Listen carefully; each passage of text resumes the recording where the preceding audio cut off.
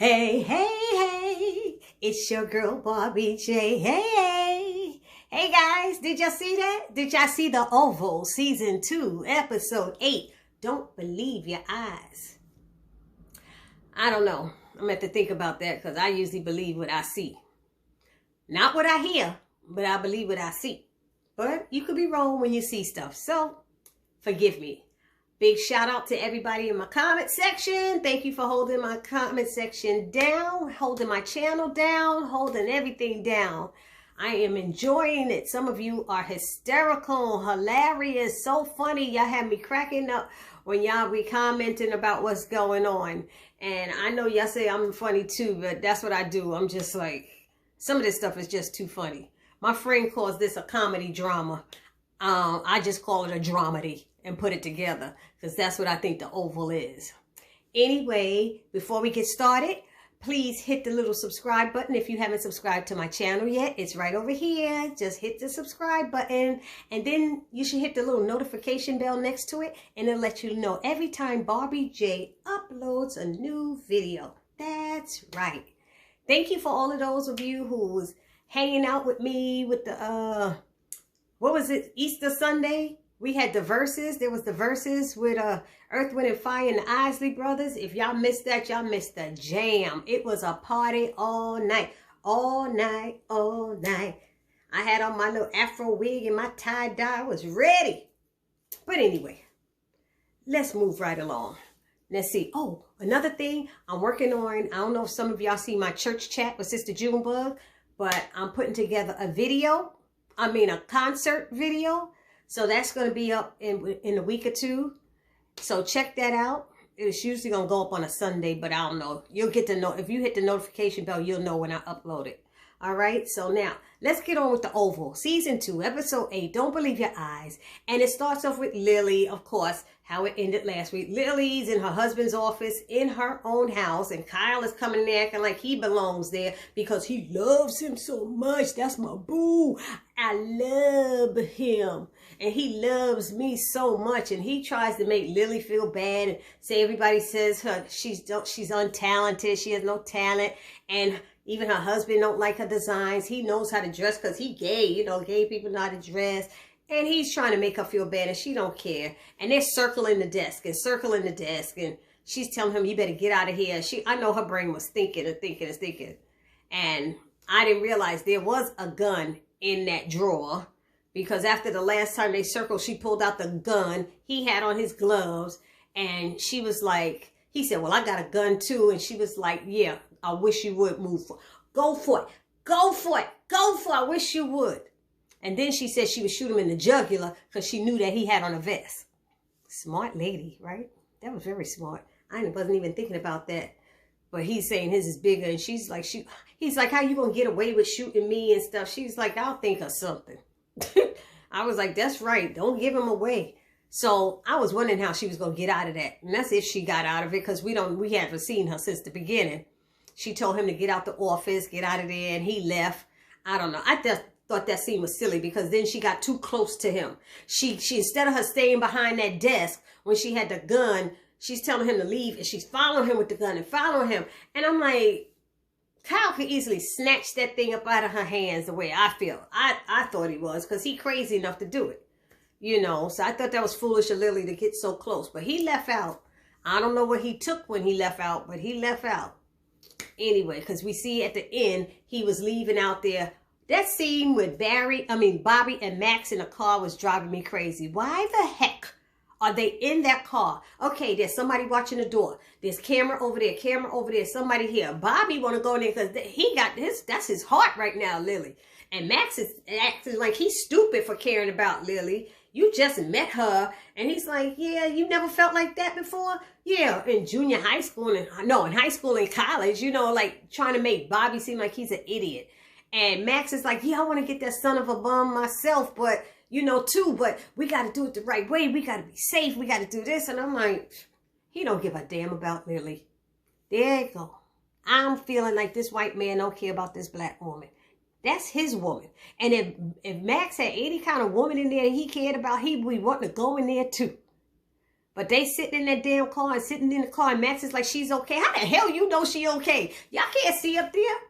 And then they knowing that their phones are scrambled, which means she can't call for help. So if she is in trouble, she can't call for help. And Bobby's sitting right down there. And can't help her. I was like, I would have been out of that car getting my man. I just know that's me. But then they go to, okay, now, but I just felt Max was a selfish ass for acting that way. He should have understood what Bobby was going through and what Bobby wanted to do. He's the one who told Bobby, you in love with her, you care about her, blah, blah, blah. Right? When they was back in the woods. Anyway, then there's who? Victoria. Victoria and her husband, they sitting at dinner. Richard's serving them or whatever he's doing, pouring, whatever. And she's like, oh, you leaving now? And he's like, yeah. And she said, my husband like to say something. His old racist ass is looking at her like, what? And I'm calling him racist. That's right. I don't care if Victoria's black. It's almost like he resented. All he like is black coochie. That's all I'm going to say. Black coochie. He don't give a damn about Donald either. I mean, that's how I feel. But a black female, that's what he like. He like black coochie, acha uchi. As my sister called it, kizzy. Her kizzy. But anyway.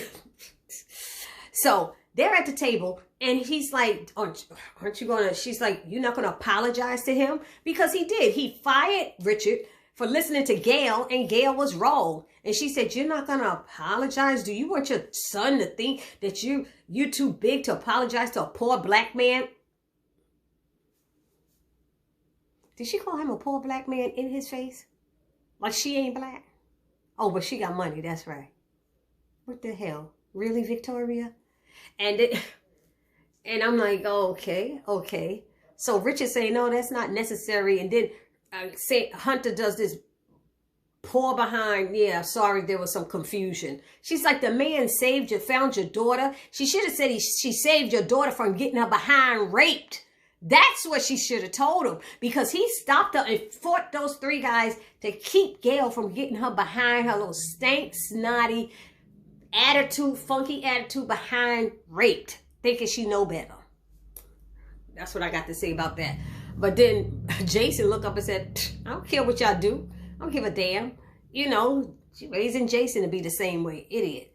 So, anyway, Richard, she's like, don't you think you should still apologize for that? She found your daughter. I apologized already. And so Richard leaves. Richard leaves and she said, I'm so sorry, you know, and he leaves. And then Hunter's like, what the F is wrong with you? You know, she was like, God, what is wrong with you? You know, and they're just back and forth. It's like the man found your daughter.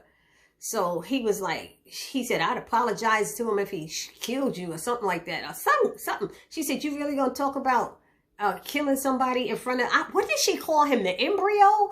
I could not hear it. I played it back 3 times. I could not hear what she called Jason. And Jason said, oh, that's what you calling me now? She was like, yes. Yeah. And then so Hunter asked him, how did it go with the doctor? And she said he scared her. He scared her to death. And he said it went fine. It went fine. And she was like, really? She said, you want to kill her too? He's like, no, I don't. He said, I'm going to save my next victim for someone more notable. She was like, what the hell? Are you supposed to be talking about me? And he said, do you think I'm talking about you or something? I was like, oh my Lord. I'm just saying. She's like, Hunter, he's telling his mother he wants to kill him. You're not saying nothing. He said, you should listen to her. Are you listening to him? I said, Hunter's an ass. He's an ass. I'm sorry. Hunter knows he's scared of the boy himself. He is scared of him and he don't want to admit it. We're getting you help, son. And so she's like leaving. She said, I wish you would. She said, let me tell you something, you little son of this bitch. Oh, excuse me. She called her husband bitch. You son of this bitch. You know, if you come near me, I dare you. I want you to come near me. I'm going to have that sword right for you. She said, I'm going to my room and locking my door and I'm going to have the sword right for you and cut your little... He was like, tell me where Gail is. She was like, Gail is where you going to be if you threaten me again. And so now she walked out and left. So then Jason asked his father, so do you want to F the doctor? And the father's like, what? And it's so funny because he knows his dad now. He knows his dad. He said, He said, look, son, we getting you help. He said, you didn't answer my question. Do you want to F the doctor? He said, no, I don't want to F the doctor. He said, I disagree. I think you do. He said, that's okay, Dad, because I want to do it too. I said, oh, damn, he crazy. So he said he want to do it too. Hunter don't know what to say. He don't know what to do. He's a terrible excuse of a father. And if anybody else don't agree with that, I'm sorry. But I think Hunter's a terrible excuse and of a father. And he's not showing his son how to respect women. He just thinks they're things and property, and it's disgusting to me. Anyway, so then Flotus and POTUS are in the bedroom. He's calling Dr. Meadows, and she's like, why are you calling her? I want to ask about my son and stuff like that. So he calls up and asks about the son. Now, excuse me, isn't it a doctor-client privilege that they can't really ask about the son? I thought that was right. Like, she couldn't tell them anything about their child in their meetings. I thought that was said last week. Maybe I'm wrong. Y'all let me know. But she said, oh, well, Mrs. Will the first lady be there? Yeah, she'll be there too. And she, first lady, like, I ain't trying to be up in there. I don't want to be there. She can't help our child. He needs more help than that. Anyway, they go on, and she said, what she did say is, that woman can't help that creepy little bastard. She called her son. He said, that's your son. She said, I don't care. He killed 3 people. He killed 3 people. He said, and you hated all those people. She said, I didn't hate Jean. He said, you would have soon. You would have found some reason for her to do something, and you would have hated her soon. It was like, that is so sick. It's like they have no compassion or understanding. Your son killed 3 people, and they don't care about nobody. Dang, that didn't make any sense to me. What else was going on? So he said, just go on to bed and shut up or something like that. And she said he was leaving out. She said she better not be down there. That girl better not be down there talking about the press secretary. I don't forgot what her name is. Anyway, it don't matter now. Y'all know who I'm talking about. Then they show Richard and Priscilla in the kitchen chatting, and he's telling her she's been off all day. Is she okay? And she said, yeah, she just got things on her mind. And then Richard tells her that Flotus made POTUS apologize to him. And she's like, she did? Well, that's good. That's great. She couldn't believe it. He said, yeah, good for her. She said, don't say that. Don't say that. It's not good for her. She's not on our side. You know, don't say that. And he's like, what? Watch your back, because she's not on our side, you know. So he said, okay, well, I'm getting ready to for my date. He's like, I'm getting ready to go on my date. She said, Richard, don't do that, you know. And he's like, he said, look, I don't want to talk about it. I'm going. Leave me alone. Bam. So she, what happened? Then they switched to Sam, asking Alonzo about Jean checking out. You saw Jean check out? Yeah. No, she didn't check out. She didn't check out, but we did see her car leaving the lot. They got surveillance of the car leaving the lot. Yeah, the question is, who was driving that damn car when it left the lot? So he said, how did you know that without checking? Then he told her Priscilla had already called. She was very concerned and asking and stuff. And he was like, okay, that's not a problem. I know how my wife is. So here comes, he said, oh, congratulations. I heard you're going to be, you know, first lady's lead or head lead or something like that. He says, don't say that. Don't say that. You know, don't say that. And that's when Priscilla comes through the door, and Priscilla's like, okay. He's like, okay, honey, bye. And she looks at him and says, bye, Alonzo. Bye. She says bye to Alonzo, ignores her husband. And Richard was behind her and saw this happen. So Richard's asking Sam what's going on. And Sam's like, nothing. You know, I know my wife. She's good. We good. And so Sam is like, he wanted to talk to Richard before he left. And Richard was like, nah, not if it's about Nancy. If it's about Nancy, I ain't got nothing to say. And he said, well, Richard, what's going on? He's like, I don't want to talk about it. Good night. And he's like, okay. But isn't Sam his son's godfather? I mean, I thought him and Sam were boys. Like, why you ain't telling Sam what's going on? He probably ain't telling him because he don't want Sam to talk him out of it, just like Priscilla was doing. He don't want to hear that. So I guess that's what it is, which makes sense, I guess. What else? Then there's Donald and Alonzo.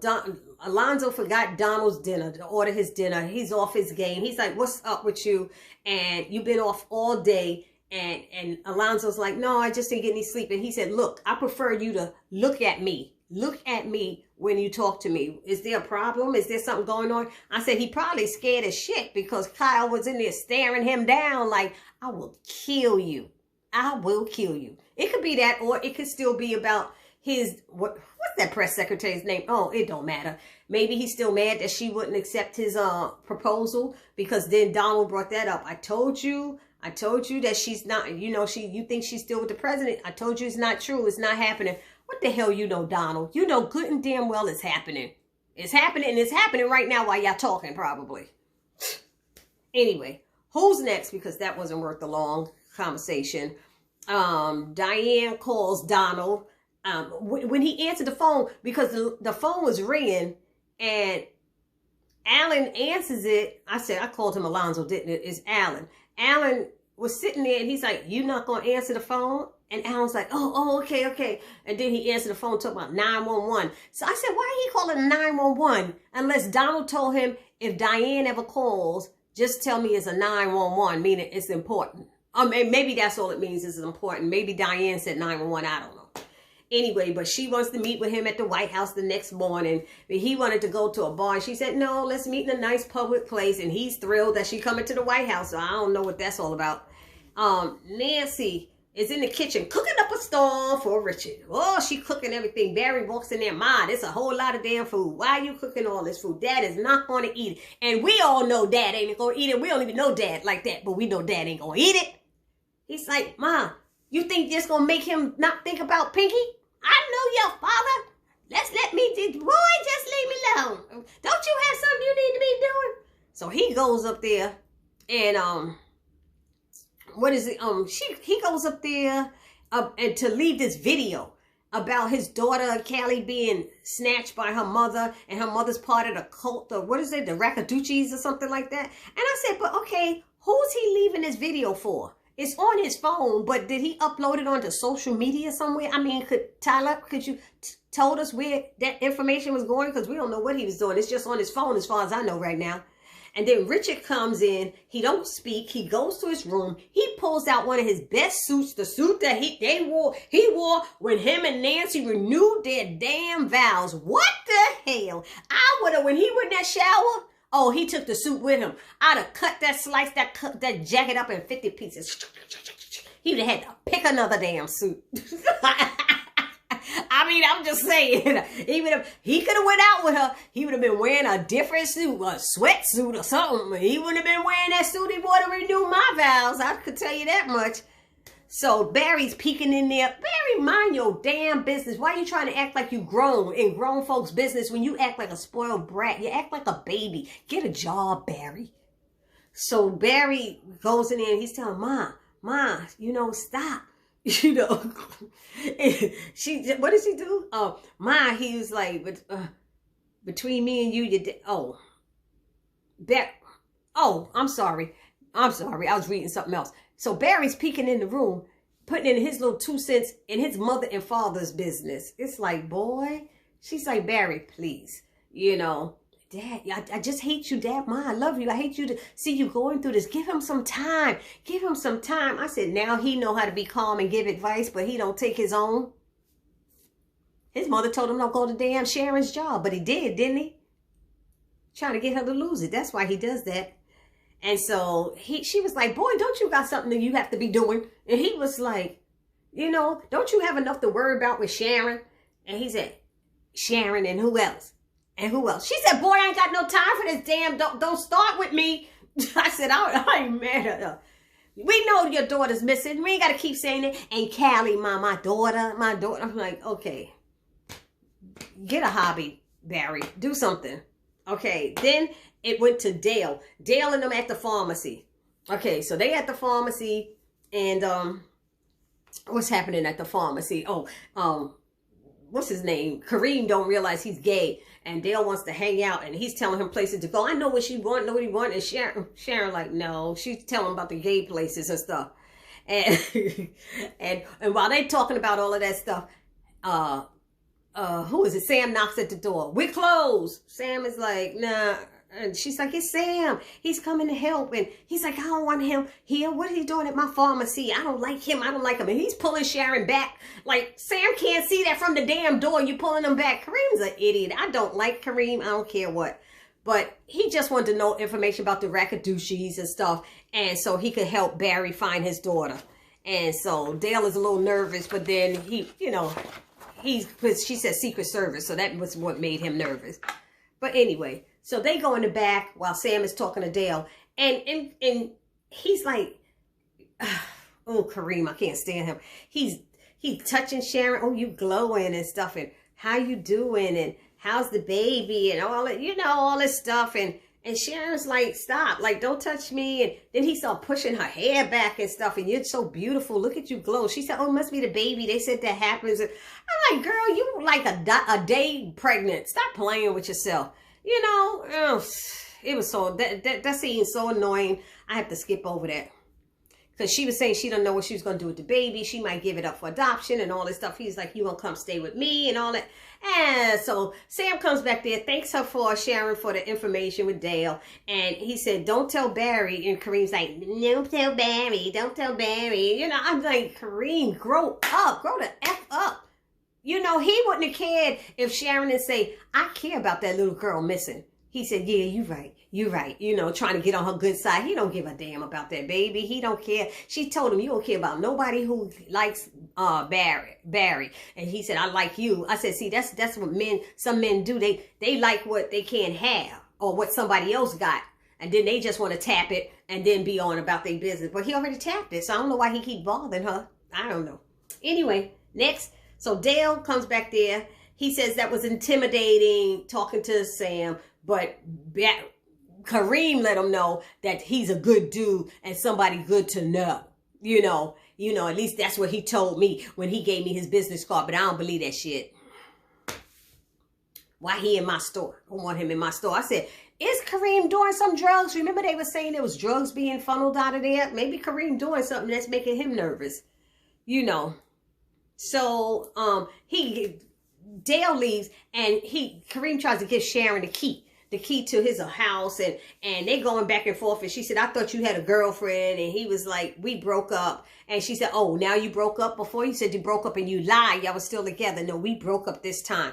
And he's trying to give her the key. And she's like, no, trying to give it back. And then she keeps it and puts it in her jacket pocket. So we know what's going to happen. She going to go home with that jacket, which I never see her. We never see her go home with it as far as I know, unless she have it over her hand. And Barry going to find that key. I can already tell y'all. I'm writing the script for Tyler right now. Okay, so what's the last thing that happened? Priscilla visits Laura in the hospital. Remember Laura, the housekeeper who had the heart attack? And her husband's like, he don't understand what's going on. She was fine when she left the home. She takes her heart medication. What's going on? So, you know, Priscilla says, look, I'm going to leave, but just keep me in touch. I'm going to go home and pray for her and blah, blah, blah. When she's about to go out the door, he said, wait. Norm is the husband. Norm said, wait, she trying to speak. He said, it sounded like she's saying Jean. And she kept saying Jean. And she's like, what about Jean? What about Jean? You know? And that's it. That's how it ended. I was like, okay. I mean, the only other thing is we saw Bobby, but I said this already. Bobby and Max saw Kyle leaving out with a big bag over his shoulder. So we don't know what was in that bag. But scenes from next week show, whoa, okay, next week look like it might be promising, better than this weekend. I hope, because you see, Kyle done met up with Dale, and they getting drunk together. And then while Kyle is peeing, you see it looks like Max coming in behind him. And what else? Who else? What else was going on? There was some stuff going on. Priscilla was telling Sam to get out the house. It seemed like Laura was telling Priscilla that Jean was dead or what. I don't know. It was a lot going on. So hopefully it's better than what was happening today, because this episode was so. Y'all let me know down in the comment section how y'all felt about this episode. This your girl Barbie J saying peace.